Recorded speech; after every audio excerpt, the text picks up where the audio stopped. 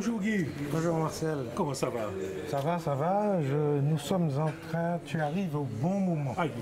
Nous sommes en train de débattre sur la guérison et on s'aperçoit qu'il y a une différence entre guérir et soigner. Marcel Alfonso est pasteur adventiste en Guadeloupe depuis plus de 50 ans. Aujourd'hui, il a été invité pour animer un débat dans le cadre d'un congrès sur la santé organisé par les adventistes en présence de professionnels du secteur. Un médecin américain a même fait le déplacement pour donner une conférence sur l'importance du soin dans la guérison. So the definition of curing a disease is. Alors la définition du soin par rapport à la maladie is the elimination or eradication of a specific condition through medical interventions aimed at the cause of the disease. L'enjeu est de savoir s'il est suffisant de traiter la cause d'une maladie pour qu'un patient aille mieux. Chez les adventistes du 7e jour, débattre est au cœur de la pratique religieuse. Et Marcel Alfonso ne rate jamais une occasion de pouvoir y participer. Alors, êtes-vous d'accord, pas d'accord? Est-ce que vous avez des remarques en faveur de ce qu'il a dit ou des choses contraires?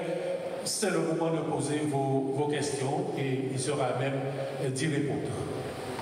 Voilà, il y a une première question. Là, je vous pose une question au niveau des émotions qui créent des désordres dans le corps. Pour Marcel Alfonso, le débat n'est pas que l'art de confronter des points de vue. C'est aussi une façon de s'élever. Il y a une citation que j'aime beaucoup qui dit « L'être humain créé à l'image de Dieu possède une puissance semblable à celle du Créateur. C'est la capacité de penser et d'agir par soi-même. » Et ça, c'est fondamental pour moi. Et quand je suis dans un débat comme modérateur, c'est véritablement laisser l'expression, l'ex-expression se dire, se faire ou s'exprimer. Voilà. À l'issue de cette rencontre, les participants sont arrivés à un consensus mutuel. Le soin serait primordial dans la prise en charge d'un patient. C'est ce facteur humain qui permettrait d'aller mieux en complément des protocoles médicaux. Après le débat sur la santé, direction le siège de la Fédération adventiste de Guadeloupe. Marcel a rendez-vous avec Gilles, également pasteur. L'occasion d'évoquer avec eux la place du débat chez les protestants. Moi, j'ai étudié dans l'Hexagone, alors du côté à la frontière de la Suisse, et donc avec d'autres pasteurs du coin, ménonites, évangéliques et autres. Donc nous avons eu l'occasion aussi de... On n'était pas toujours d'accord quelquefois, c'était un petit peu, comment on pourrait dire cela, enflammé, hein? Des débats enflammés, mais c'était toujours intéressant. On arrivait toujours à trouver un point d'accord et de vivre des choses ensemble. Chez les protestants, le premier à avoir suscité un débat qui a bouleversé la chrétienté, c'est Martin Luther au XVIe siècle. Martin Luther a remis en question l'autorité de l'Église catholique. Par le débat, en se basant sur les Écritures, il voulait revenir à une pratique religieuse moins vénale et plus soucieuse de la vie des croyants. C'est l'origine du protestantisme. Pour Marcel et Gilles, cette culture du débat irrigue encore aujourd'hui les églises issues de la Réforme. C'est une culture interne, car nous sommes créés différents, le croyons.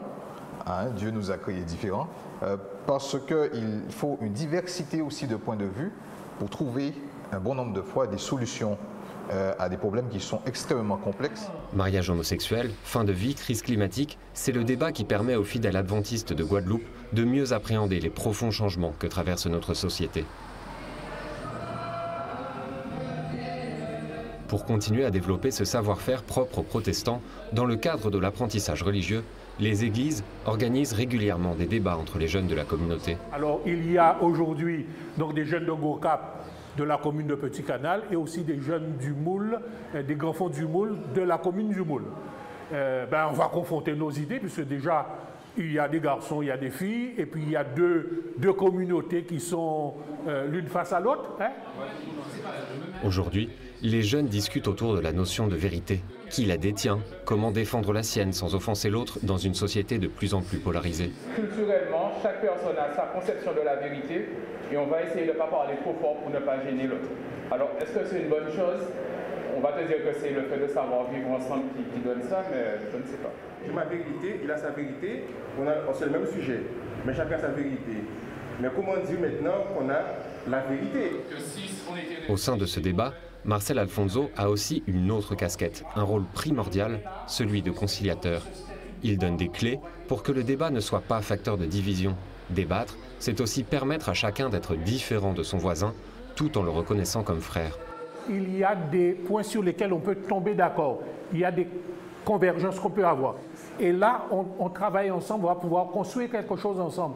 Et peut-être que dans ce cheminement commun, quelque chose peut se passer chez l'un ou chez l'autre. Comme Lauriane, les jeunes participants au débat d'aujourd'hui l'ont bien compris. Débattre, c'est avant tout échanger. Je pense que c'est important puisque c'est un partage entre plusieurs jeunes. Ça permet d'échanger des idées et aussi de créer une réflexion envers soi-même et également de partager ses réflexions avec les autres. Donc c'est toujours bénéfique. Débattre et construire ensemble, dans le dialogue, un principe cher au mouvement adventiste et une boussole pour le pasteur Marcel Alfonso.